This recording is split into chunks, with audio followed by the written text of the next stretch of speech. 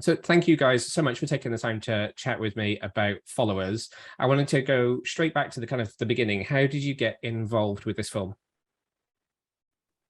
So mine was, yeah, I just got the call from my agent about the audition and kind of got sent the script, and there was just a little scene or two that you had to do to just self-tape, and then you sent off the scene, and then we got a recall and you kind of worked with the director, and then the next stage was kind of chemistry tests, which was bizarre.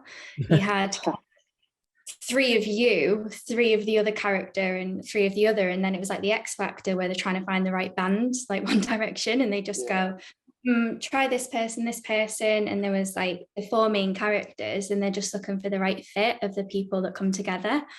And then managed to grab the part, and just got to read the full script and kind of all the different versions, and then a few weeks later we were around the table having our first read. Yeah.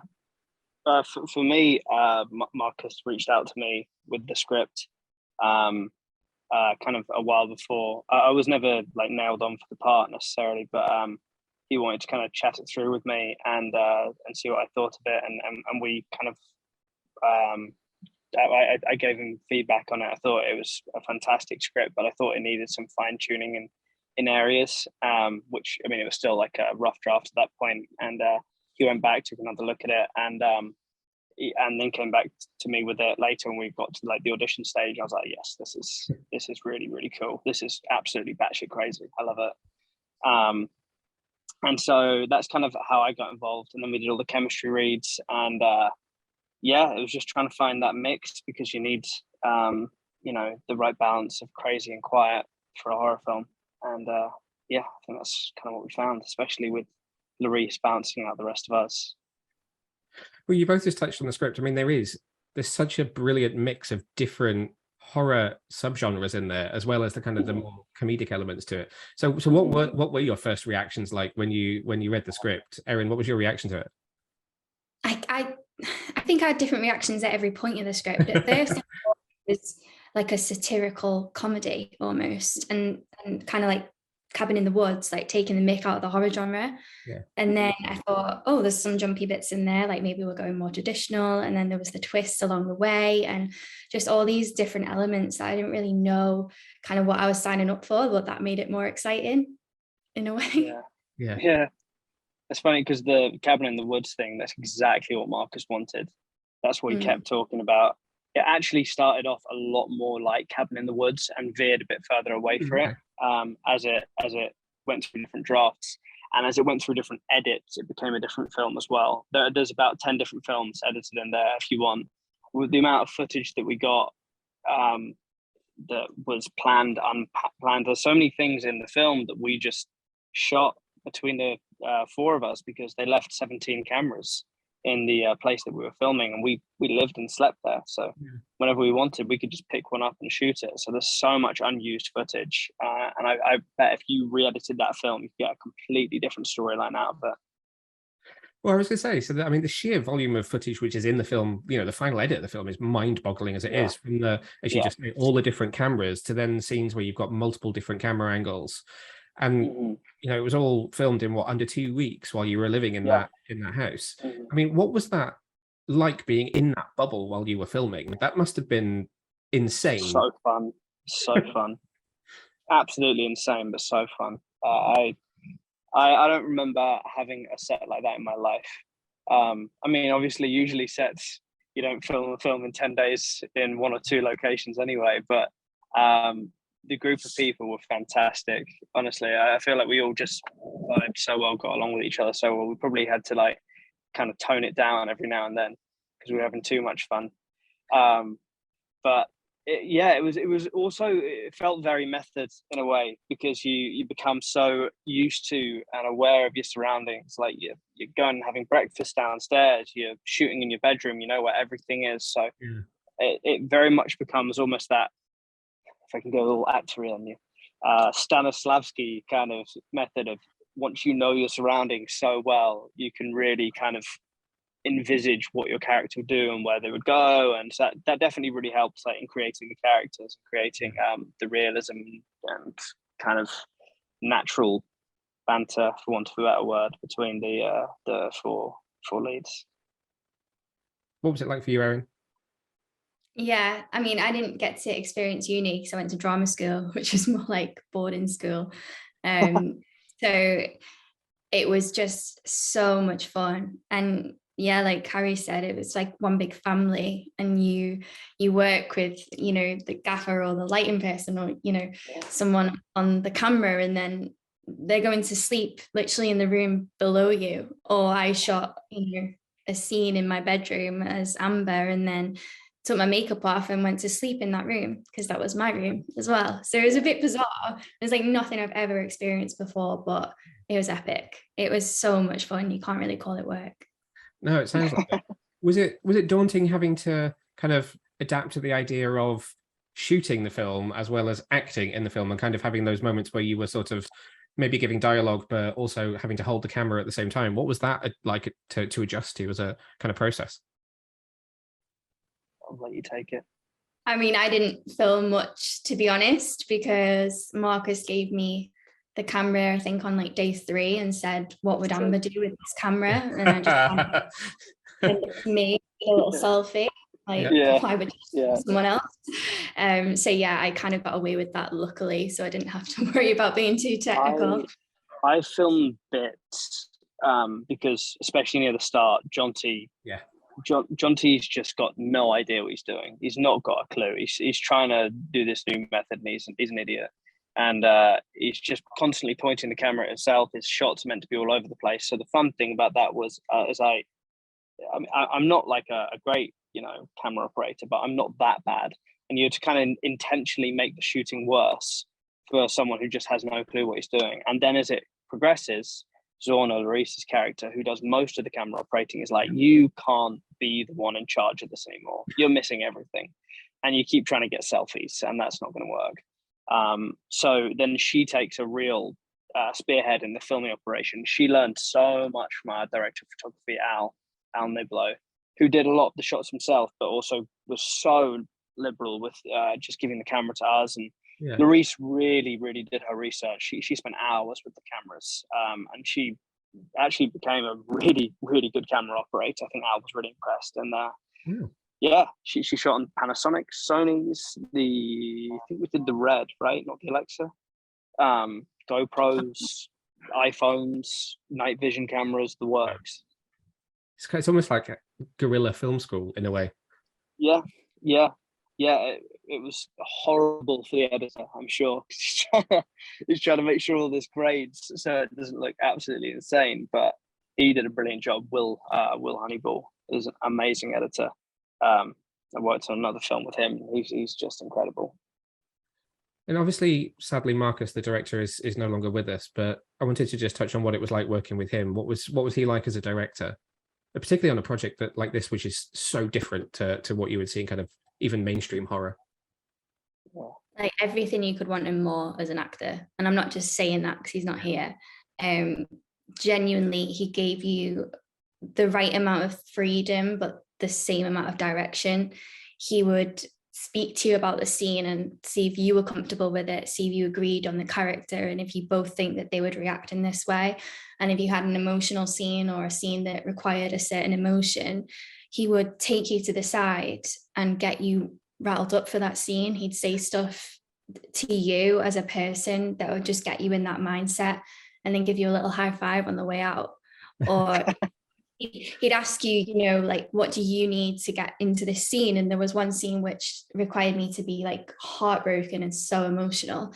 And I knew the only way I was going to get there is listen to this song that makes me cry like instantly. But I needed a moment with my headphones, and in the chaos of a set, I could not tell you how hard it must have been to be like, everyone shut up, Erin needs a minute.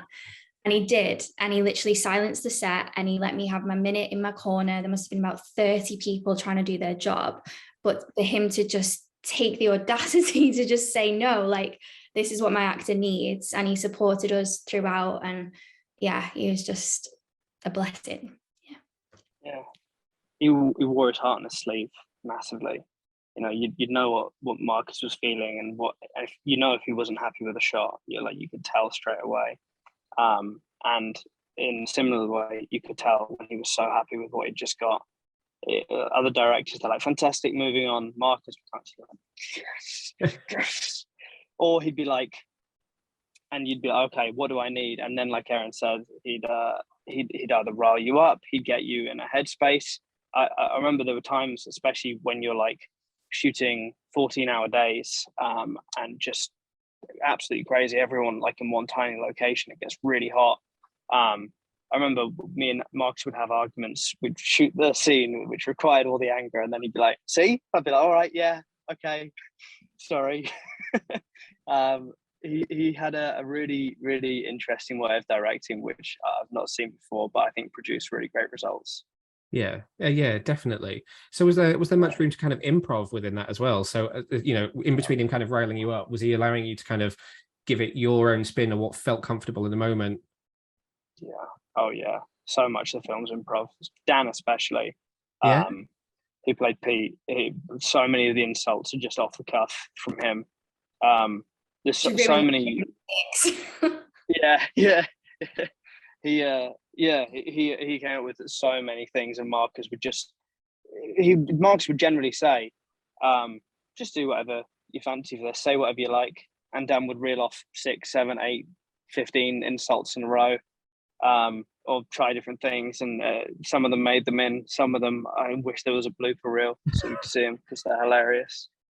So some of them you should never ever go anywhere near a screen, but they were brilliant. But Marcus just had so much freedom. You could try whatever you wanted, especially considering the time constraint we were on. He was so supportive of people just trying things, it's just exactly what you want as an actor. It's so much fun. He's also so generous in that he asked you, would you use this insult? Some of your generation, do you kids use this? No. He'd be so to changing it, and we'd be like, no, I think that's a bit dated, we need to change it here. And he was always so suggestions. Yeah, true. And like with Tanya, for example, he asked her a bunch of stuff when she came on set about the influencer world and the words they use and what they don't use, and she kind of gave him a roadmap, and he changed a lot of stuff based on what she said, and I think she has a more intimate knowledge of it than most people, so it felt a lot more real coming from her. Yeah. Wow. Erin, I just wanted to touch on Amber for a second. She's kind of our sort of closest equivalent to a scream queen in the film. What was it like to inhabit the character? What was she like? A nightmare.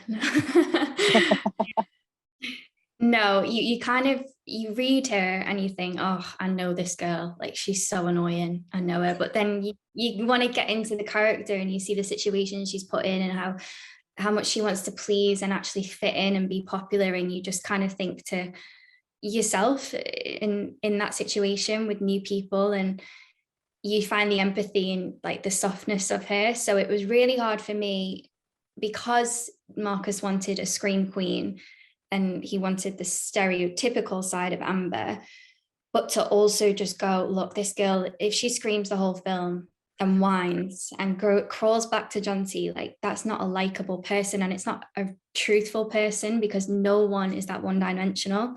So it was really hard to find the balance between giving the film what it needed, which was a scream queen and someone that is scared of everything, but also giving her a bit of fight that justified why she was in that situation in the first place, because someone who was scared of everything would have just left, but she keep coming back. So you've got to find like the conflict there a little bit. So it was very hard, but yeah, it was interesting. Always trying to look at the script and go, right, I think Amber does this because of this, and I think she's got this soft side and this vulnerable side and this feisty side as well. She's not just a scream queen. Yeah, absolutely. And then with Jonty, I mean, he has this. I mean, he craves the spotlight. His drive is to be the center of attention. How I feel like I've been at many screenings with a Jonty. I feel like I know many Jonties from just this whole kind of podcaster sort of world. But how did you get into that mindset? Was there anybody that you had kind of in mind? Were you looking at any influencers, dare I say it, and kind of trying to take inspiration from anyone like that? Yeah, for sure. I looked at people like Jamie Lang, reminded me a little bit of Jonty. Logan Paul, or the Paul Yeah. brothers, gave me a lot of that.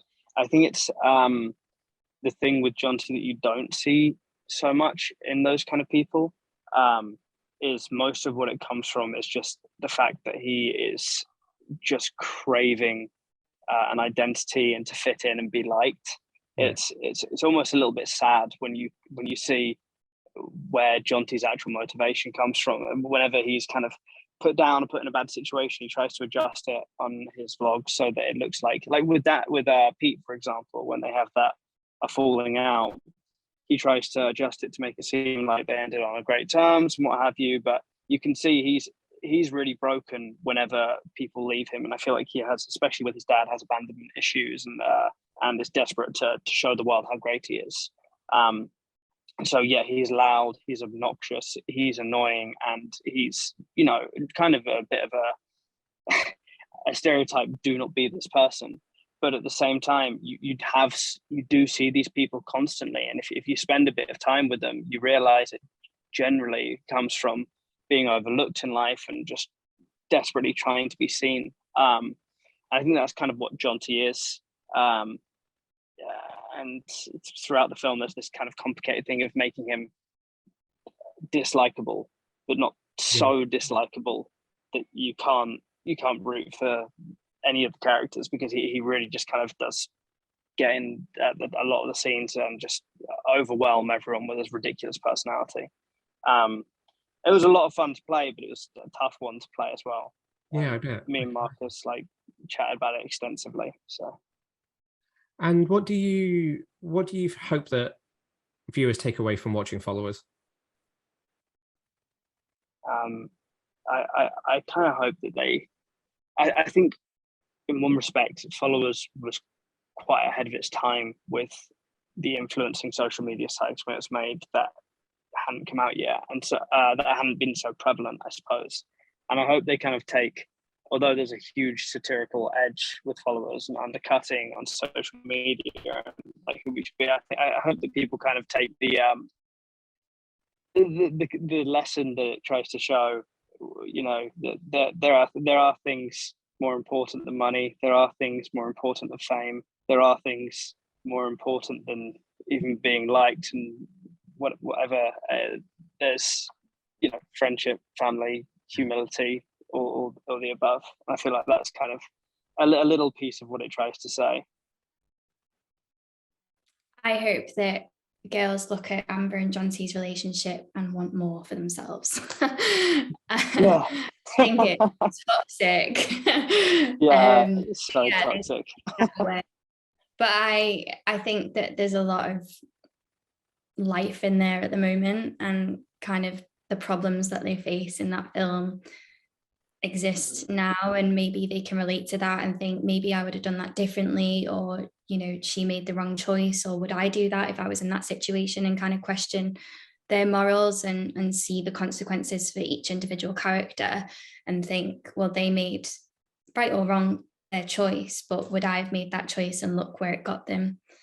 So just kind of relate to the situations, even though the film is crazy and out there is little elements of real life and real conflict for those characters, and they're faced with horrible situations for young people that we kind of all face because we're in a social media world now. So to just kind of look at it and relate to the character in some way would be a success for me. Yeah, absolutely. I think I also kind of, although there is all that stuff in, I also kind of hope that people just take it a little bit for what it is, because it's just fun. That it has those themes running through it, but it's just fun. And when you just take it as that, I really enjoy it. I think it's one of those films that's just a release in a way. Out of films, like it does. Even though it does look like we're being serious, maybe a bit too much when you say let's split up and look for clues. Like that was completely sarcastic. Like, I think it was going to be a typical horror film, and that's what we signed up for. But just to enjoy it and have a laugh, you know. I think that's when horror works best in a way, is when it does have that undercurrent of real life situations that you can still see. I think when you go too fantastical, you lose some of that connection because it does feel so fantastical. Whereas when you look at a group of people who are very reflective of what culture is like today, and you see them in a scenario like that, you get sucked into it more, and I think it becomes more entertaining and more successful in that way. And this film definitely does that. Yeah, totally agree. So what's next for you guys? Erin, other than sitting in a lovely Norfolk cottage, what are you working on, or what are you doing at the moment? I do quite a lot of voiceover stuff at the moment. So I do like children's animations and cartoons, which is really fun when you come out the booth and your cheeks are hurting because you've done a 13-year-old's voice for the past few hours. But no, nothing on the horizon yet. Waiting to hear from a couple of callbacks. So hopefully it's the followers magic again and I get the role. And what about you, Harry? What are you, other than sitting in a yacht in Venice, what are you up to at the moment? I'm shooting a TV series in Scotland that I'm not allowed to say what it is, but yeah, I'll be filming that for the next few months, and then who knows past there.